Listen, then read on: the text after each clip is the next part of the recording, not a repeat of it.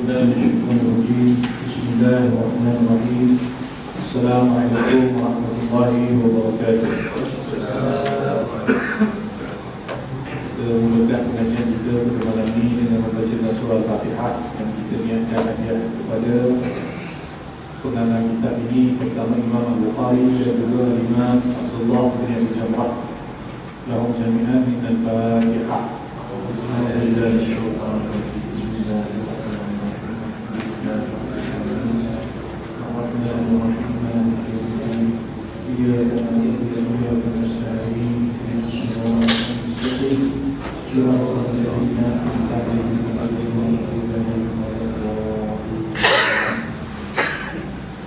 Bismillahirrahmanirrahim. Alhamdulillahirabbil alamin wa bihi nasta'in ala umuri dunya waddin.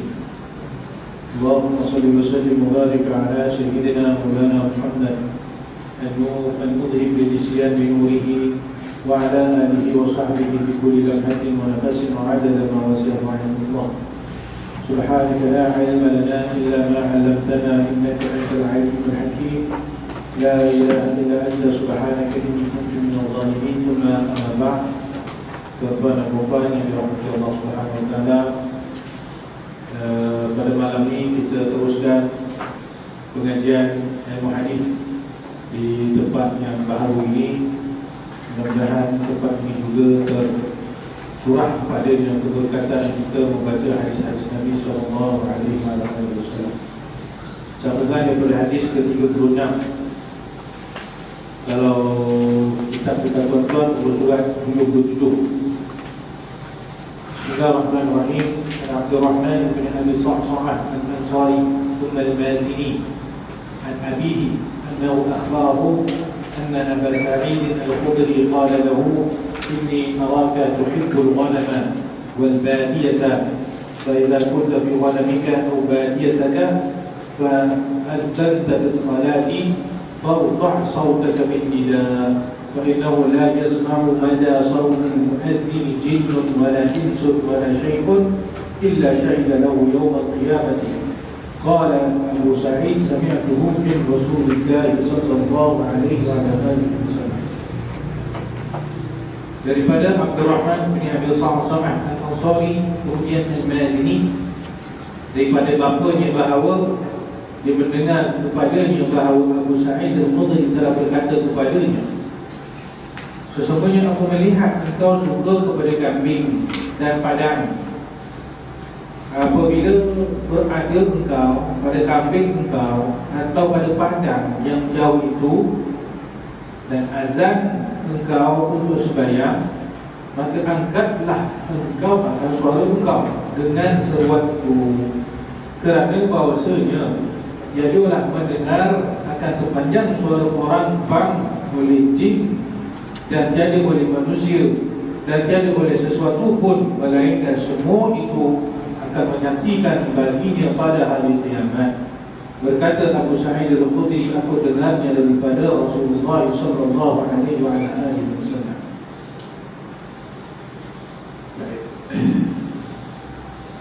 Jadi tuan-tuan dan puan, ya, hadis ni berkaitan dengan hadis tentang azan. Hadis ini disampaikan oleh seorang sahabat Nabi, nama dia Abu Sa'id al-Khudri. Dia melihat seorang nama dia Abu Sa'sa'ah al-Mazini. Abu Sa'id al-Khudri bagi tahu kepada seorang ni, dia kata, saya melihat kamu ni suka kepada kambing. Suka kepada kambing di sini bukan maksudnya suka kepada kambing bakar tu. Kan? Suka kambing di sini maksud dia suka membela kambing. Saya tengok kamu ni suka bela kambing. Suka duduk dekat tempat-tempat yang jauh-jauh, di bukit, di hutan, bawa kambing mengembala di tempat-tempat yang tiada orang. Maka kata Abu Sa'id al-Khudri, sahabat Nabi ni, dia kata, kamu ni apabila pergi ke tempat-tempat yang tak ada orang membela kambing, maka apabila sampai masuk waktu solat, maka apabila kau nak azan, maka kuatkanlah suara azan kamu, lantangkan suara azan kamu, ya, tinggikan suara azan kamu, kerana tiadalah yang mendengar suara azan kamu itu, mana-mana manusia ataupun jin atau apa jua sekalipun, melainkan semua itu akan menjadi saksi bagi kamu pada hari kiamat. Ini kata-kata siapa? Ini kata-kata Abu Sa'id Al-Khudri. Dia bagi tahu orang lain. Lepas dia bagi tahu orang lain, dia pun kata benda ni dan dengar daripada Nabi SAW. Jadi hadis ini dengar oleh Abu Sa'id Al-Khudri daripada Nabi, kemudian disampaikan kepada orang lain bahawa tiada sesuatu pun yang mendengar akan suara azan seorang lelaki, melainkan segala sesuatu itu akan menjadi saksi kepada dia pada hari kiamat. Jadi maksudnya tuan-tuan, kita daripada hadis ni kita boleh ambil beberapa perkara. Kita boleh kutip beberapa perkara. Pertama sekali, tidaklah menjadi kesalahan kalau seseorang itu suka kepada kambing. Tidaklah menjadi satu perkara yang tercela kalau seseorang itu suka mengembala kambing. Suka dia duduk dengan kambing, duduk dekat tempat-tempat yang terpencil yang tiada orang. Itu perkara yang tidak salah. Selagi mana dia mengembala kambing itu tidak melalaikan dia daripada kewajipan dia, kefarduan dia. Mengembala kambing tak ada masalah. Duduk seorang-seorang tak ada masalah. Duduk kat tempat terpencil buat kerja tak ada masalah. Yang penting semua itu tidak menjadi alasan untuk dia tidak melakukan sesuatu suruhan Allah Subhanahu Wa Taala. Bahkan dalam satu lagi hadis yang lain, Nabi SAW telah bersabda, akan tiba kepada manusia ini satu zaman, pada zaman tersebut sebaik-baik harta seorang lelaki itu adalah kambing-kambing yang dibelanya, di mana dia akan bawa kambing-kambing ini, dia akan mengembala kambing-kambing ini di tepi-tepi bukit, di tepi-tepi hutan, yang dengannya menyebabkan lelaki ini terselamat daripada fitnah-fitnah yang berleluasa pada zaman tersebut. Maksudnya satu zaman ni fitnah akan berleluasa, fitnah akan tersebar. Tak ada siapa yang terselamat daripada fitnah ini, melainkan orang yang ada anak kambing, di bawah anak kambing itu pergi ke Melayu. Siang keluar, duduk dekat hutan, duduk dekat bukit, malam balik. Maksudnya dia tidak bercampur gaul dengan orang, dia duduk dengan kambingnya. Jadi dia selamat daripada bergaul dengan orang yang dengan tidak bergaul itu tadi menyebabkan imannya selamat daripada orang fitnah. Ini kata Nabi. Maka Nabi kata pada zaman ini sebaik-baik harta seseorang adalah kambing, kerana dengan mengembala kambing itu tadi menyebabkan dia selamat daripada fitnah. Dengan mengembala kambing itu dia selamat daripada fitnah. Bilakah zaman itu? Wallahu a'lam. Kita tak tahu. Ya, kita ni tak boleh nak suka-suka gazet. Inilah zaman ni, inilah zaman. Tak pula beritahu ni zaman ni. Nabi khabar akan datang satu zaman, tapi Nabi tak beritahu bilakah zaman tersebut. Seratus tahun lepas, mungkin ada yang menganggap itulah zaman ni. Sekarang mungkin kita anggap inilah zaman ni. 100 tahun akan datang, orang akan menganggap itulah zaman ni. Jadi setiap zaman orang menganggap itu zaman dia. Tidak penting untuk kita mencari bilakah zaman ini, tak penting. Yang pentingnya matlamat hadis itu adalah nak suruh supaya berjaga-jaga daripada fitnah yang akan menyerang iman orang pada zaman tersebut. Ini lekor dan bergaduh, zaman tu lah, zaman ni lah, sekarang lah, nanti lah tu apa semua. Tapi sama juga tersungkur dalam fitnah, tersungkur juga dalam fitnah. Ya, kalau zaman dulu-dulu tuan-tuan dan puan, apa yang kita maksudkan fitnah ni? Maksudnya zaman dulu-dulu orang akan menganggap agama adalah perkara paling utama dalam hidup. Arahan Allah dan larangan Allah itu paling utama nak dipatuhi dalam hidup. Semua orang akan menjadi orang yang patuh kepada Allah dan Rasul. Benda yang paling penting mereka nak jaga itu adalah iman dan takwa dalam hati. Bagi mereka kehidupan dunia ini kalau tak mewah tak apa, yang penting hidup berkat, akhirat selamat. Ini pemikiran orang zaman dulu. Sebab itu kalau orang zaman dulu dia tak kisah kalau dia tak kaya itu tak apa. Sebab kemewahan dan kekayaan bukan sasaran utama hidup mereka.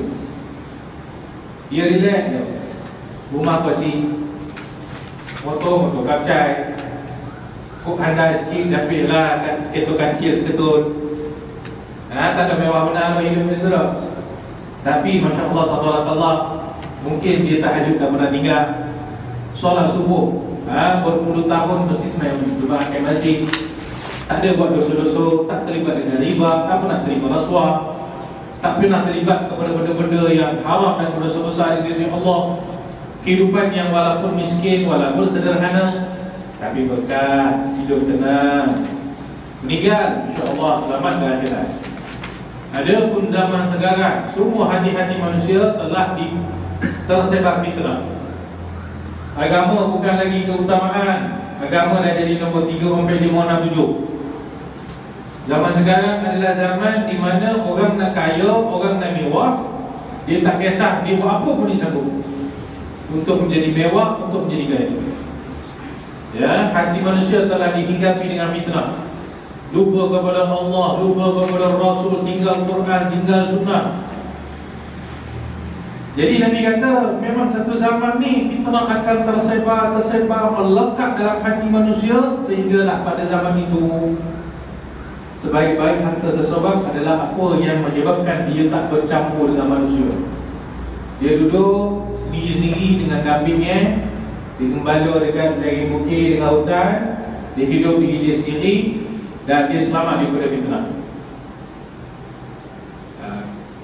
Maksudnya tuan-tuan dan puan, zaman itu kalau bergaul confirm kena fitnah. Fitnah akan masuk. Kita nak kata itulah zaman kita sekarang, kalau bergaul confirm kena fitnah. Tuan-tuan pun besok pun cari kambing pergi masuklah gunung. Nak bawa kambing ke gunung. Kami contoh dah. Zaman kita ni tuan-tuan, alhamdulillah, ramai lagi orang baik, ramai lagi orang soleh, ramai lagi orang-orang yang masih takut kepada Allah. Tidak semestinya kalau kita bergaul dengan orang, kita dikonfirm dengan fitnah. Siapa cakap? Bergaullah dengan orang-orang baik, bergaullah dengan orang-orang saleh, kan? Tinggal lagi, kenapa kita sebutkan hadis tadi, nak bagi tahu bahawasanya boleh jadi kambing itu pada satu zaman nanti akan menjadi harta yang paling bernilai bagi seorang mukmin, kerana dengan kambing itu dia selamat daripada terkena fitnah beragama. Ya, itu cerita pertama tuan-tuan. Nak bercerita pasal kambing ni panjang. Banyak cerita kambing ni. Ya, maksud saya bukan kambing bakar, kambing botol ni. Ya, kelebihan kambing itu begitu banyak. Dalam satu hadis disebut bahawa termasuk di antara haiwan-haiwan syurga itu adalah kambing. Dan tidaklah seorang Nabi pun yang dibangkitkan oleh Allah melainkan dia mesti pernah menggembala kambing. Sebut mana-mana Nabi mesti pernah menggembala kambing. Lalu hadis ini pernah dihuraikan oleh para ulama tasawuf. Mereka cuba menghuraikan kenapa lah semua Nabi-Nabi dan Rasul itu mesti pernah menggembala kambing. Nabi kita pernah menggembala kambing, Nabi Musa pernah menggembala kambing, Nabi Isa pernah menggembala kambing, Nabi Ibrahim pernah jadi kambing. Jadi ada huraian daripada ulama tasawuf, kenapalah Allah Ta'ala bangkitkan semua Nabi-Nabi. Terlebih dahulu Allah aturkan supaya mereka mesti menggembala kambing dulu. Apa rahsia apa hikmah di antara huraian mereka lah, mereka kata orang yang biasa menggembala kambing ni, jiwa dia akan jadi lembut. Yang menggembala kambing ni jiwa dia menjadi lembut. Berbeza dengan orang yang menggembala unta. Kalau orang Arab suka menggembala unta, orang yang menggembala unta ni hati dia korek. Sebab bila dia menggembala unta, dia mesti kena menjorik, dia kena tongking, dia kena marah, dia kena tarik, dia kena susah lah dia jaga unta ni kan, benda besar. Ada pun kambing ini tak perlu nak jorik-jorik je lah, tak perlu susah sangat nak jaga kambing ni. Jadi bila tengok kambing-kambing yang koci-koci tu kan, hati dia mungkin akan rasa lembut, kasih sayang melihat kambing-kambing ni. Tengok pula unta kan, unta ni boleh naik stres bila nak jaga unta ni, maka dengan itu hatinya menjadi keras. Ada lagi banyak Abu Hurairah ulama tasawuf kata kenapa apa hikmah yang dapat dekat para nabi-nabi dengan mereka mengembala kambing. Antaranya hati jadi lembut. Yang keduanya mengembala kambing ini memerlukan kepada kena prihatin jaga kambing ni. Kalau tengah-tengah gembala kambing, lekor sikit, main phone ke apa ke, kambing dah hilang 3 ekor. Jadi mesti kena betul-betul fokus, kena tumpu, kena prihatin, kena ambil berat. Kambing ni tak boleh kena hujan. Kalau kena hujan ada pula cara dia. Kambing ni kena makan makanan yang sekian-sekian, dia tak boleh makan semua benda rumput. Maksudnya dengan cara mengembala kambing itu membina karakter para nabi-nabi dan rasul sebelum mereka diarahkan supaya berdakwah kepada manusia. Jadi sebelum berdakwah kepada manusia tu, jaga kambing dulu. Kan? Itu cerita di sebalik kambing, tuan-tuan. Itu cerita di sebalik kambing yang sempurna kambing-kambing tu lah. Kalau ada cerita sebalik kambing bakar pun boleh juga. Antara makanan yang paling digemari oleh Nabi SAW itu adalah kambing bakar. Kambing yang dibakar atau kambing dibakar.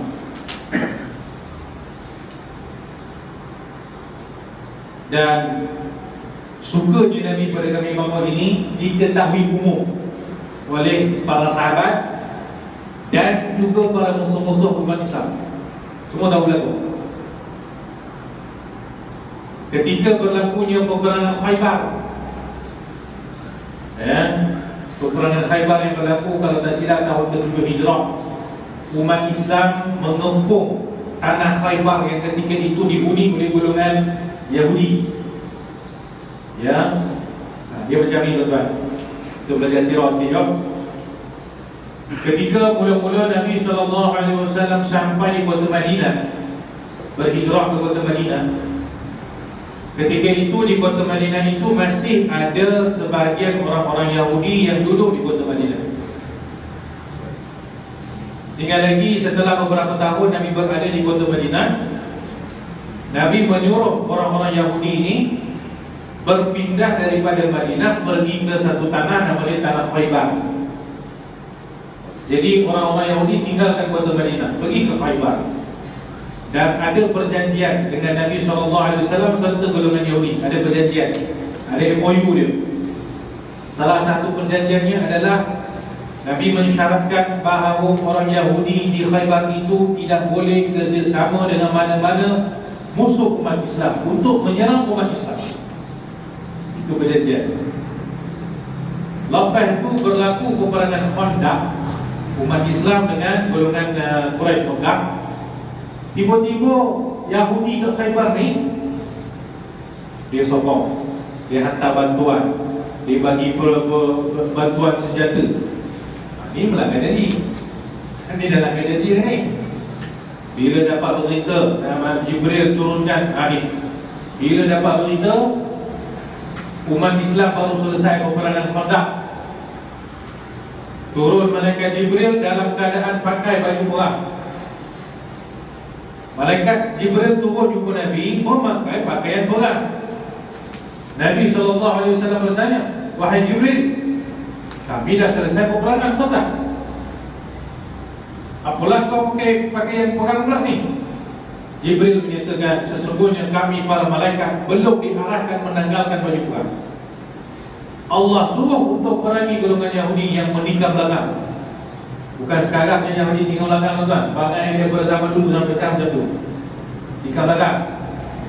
Mungkin janji buat gencatan senjata, dia mungkin janji.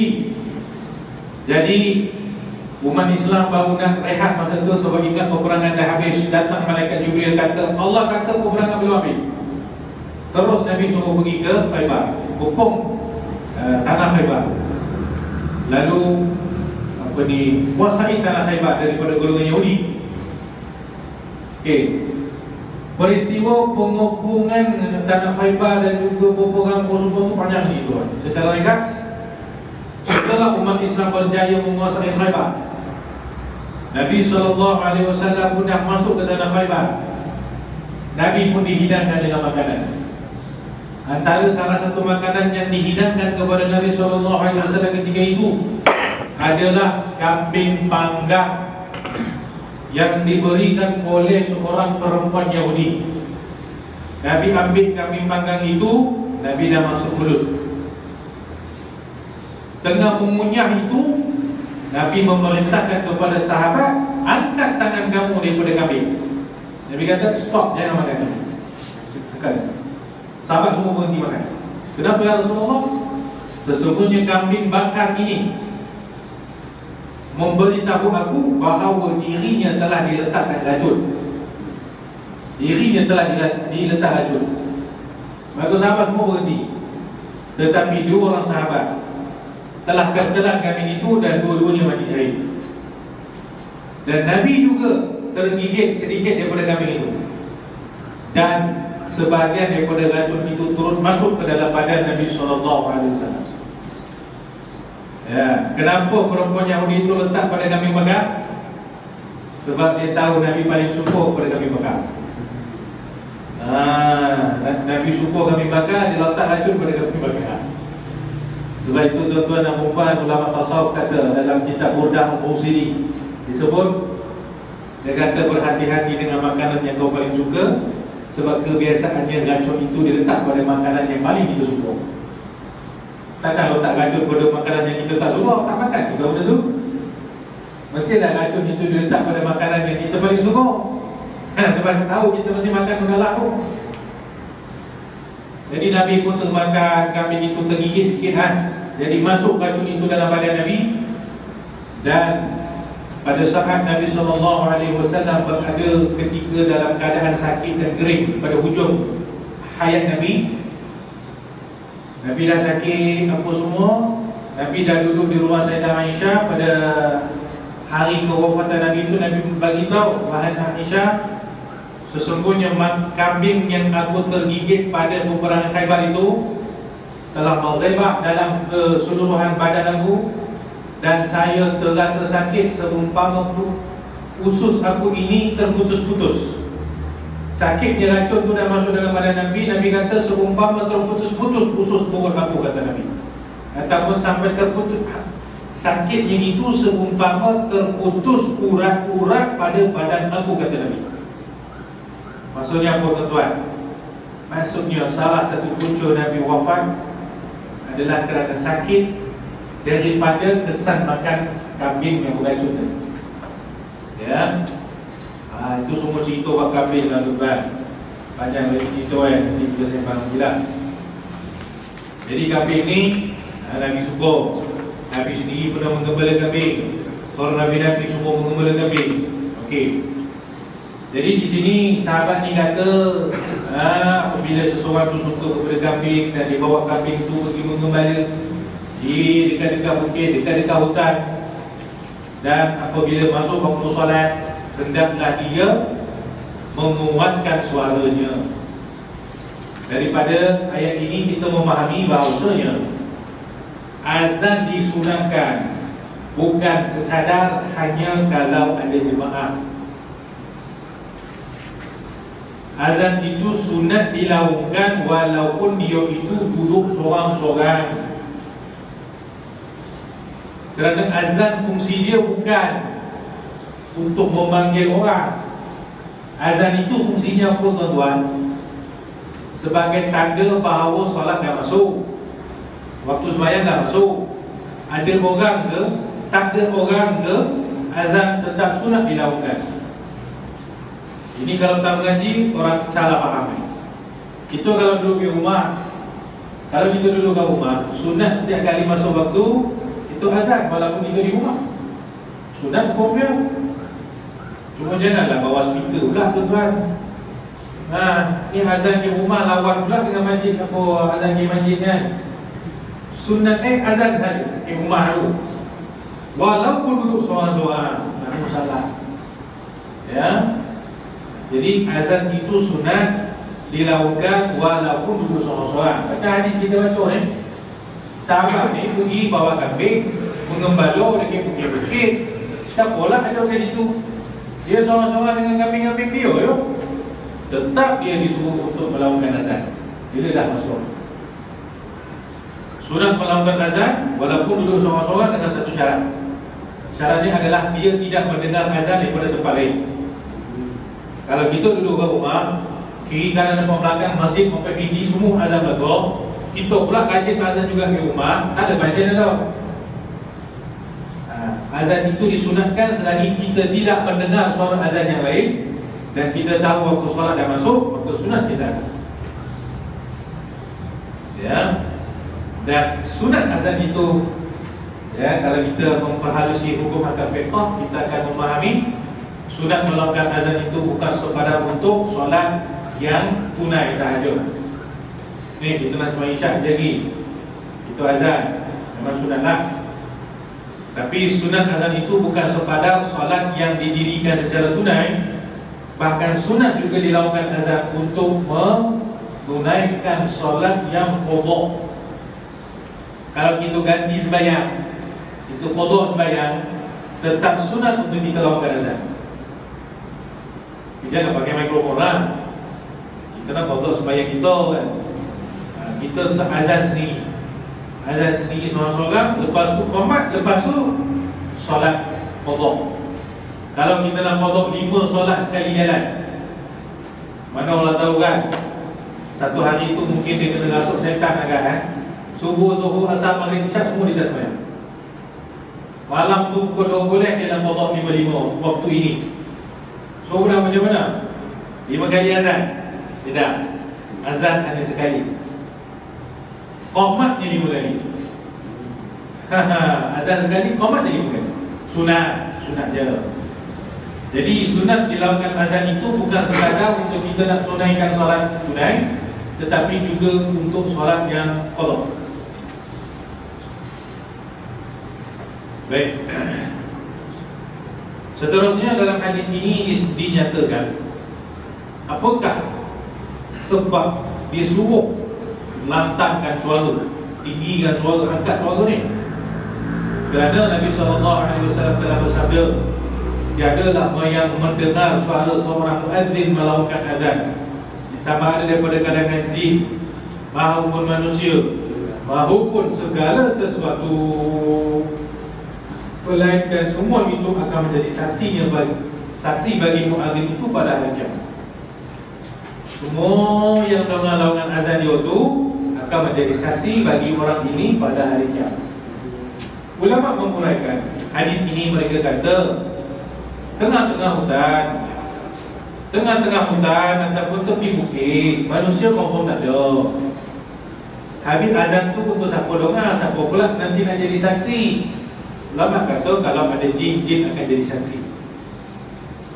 Katakan topik tu manusia pun tak ada, jin pun tak ada, siapa pula nak jadi saksi? Segala binatang-binatang, haiwan-haiwan yang mendengar suara azan itu akan jadi saksi. Katakan binatang pun tak ada juga, siapa pula akan jadi saksi? Ulama kata segala tumbuh-tumbuhan, tanah, batu, segala yang ada kat situ yang makhluk Allah akan menjadi saksi bagi orang ini pada hari kiamat. Okey, sebab dalam hadis ni Nabi sebut, saya bacakan balik ya, tidaklah mendengar suara muadzin oleh jin dan manusia dan sesuatu.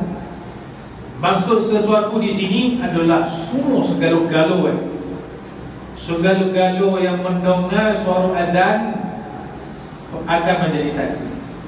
Termasuk segala-gala ini, macam kita katakan tadi, benda yang walaupun tidak bernyawa, batu ke, tumbuh-tumbuhan ke, gunung ganan ke, bukit bukau ke, benda yang tak bernyawa pun akan menjadi saksi untuk orang muadzin ini pada hari kiamat. Ya. Dan menarik lagi pembahasan ulama di sini, mereka menyatakan kenapa semua benda boleh menjadi saksi pada hari kiamat? Kerana mereka boleh mendengar suara azan itu. tumbuh-tumbuhan boleh mendengar, batu-batu boleh mendengar, semua boleh dengar Azan yang dilakukan oleh seorang muadzin. Kerana itu kuasa Allah Subhanahu Wa Taala. Cuba tengok. Dia orang huraikan, dia bawa masuk pula bidang tauhid. Dia kata tidaklah semestinya kena ada telinga baru boleh mendengar. Ya. Pokok-pokok tu boleh dengar suara orang azan. Pernah tak tengok pokok tu ada telinga tuan-tuan? Pernah tengok? Pernah ada. Manalah tahu tiba-tiba tuan-tuan pernah tengok Manalah tahu pokok depan rumah tuan-tuan ada telinga ke, mana tahu kan. Biasa memang tak ada telinga lah, tapi boleh mendengar. Tanaman-tanaman boleh mendengar, batu-batu boleh mendengar, semua boleh dengar belakang, walaupun tak ada telinga. Maksudnya untuk mendengar itu tidaklah semestinya kena ada telinga. Maka dikiaskan juga kepada sifat Allah Subhanahu Wa Taala. Mendengarnya Allah Subhanahu Wa Taala, kita belajar sifat 20 kan, sifat Allah Taala As-Sami', Maha mendengar. Allah Taala juga mendengar, tetapi tidaklah melazimi Allah mesti kena ada telinga. Kita sambung setelah kita azan.